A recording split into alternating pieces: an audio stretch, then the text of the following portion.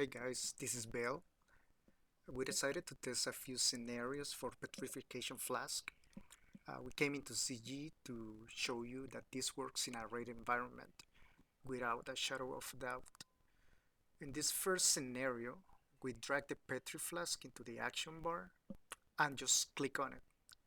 This would be the way you use it when you leave a group to get teleported out of the dungeon and spending two flasks. You can see there I popped the first one. You can also see there that I waited until 46 seconds left on the timer to use the second one. This is trying to emulate the time that it takes for the game to bring up the teleport timer, right? Because you wait for the teleport timer and then you pop the second one. You can also see that I spam clicked on it. The game will protect you from spending extra flasks with the elixir cooldown. The first time you click on it, it will just remove your current flask, and it is not until the second time you click on it that it refreshes. So if you do it too slowly, you will have to wait for the elixir cooldown to refresh the flask, but if you spam click on it, it will refresh it in an instant before the cooldown locks you out for a few seconds. You could also see there that afterwards I just tried clicking on it from my bags to see if it was any different, but it was the same. So by clicking on it, it just removed uh, the the current flask, which is exactly the same behavior it had when I click on it from the bar.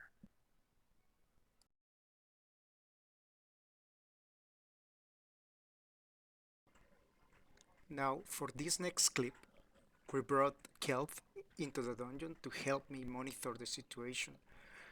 We did test about 40 disconnections by closing the game, and they always stayed within the 46 to 51 seconds range, no matter whether it was in a dungeon or in the outside world, in combat, out of combat, logging onto an alt, or just letting it expire. It never went under 46 seconds or past 51 seconds.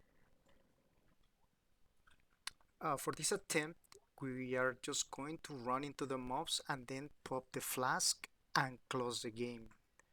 Then we are going to wait 5 minutes for the character to be teleported back to the entrance, and when I log back in, you will notice that I still have 11 seconds left on the flask buff.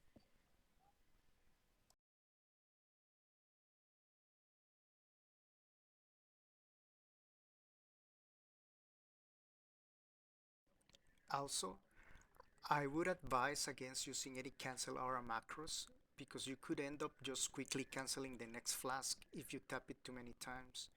If you want to macro anything, I would recommend a leap into the second flask to make you immune to physical in between the flasks. Don't leap with the first flask though, or you will put your potion on cooldown.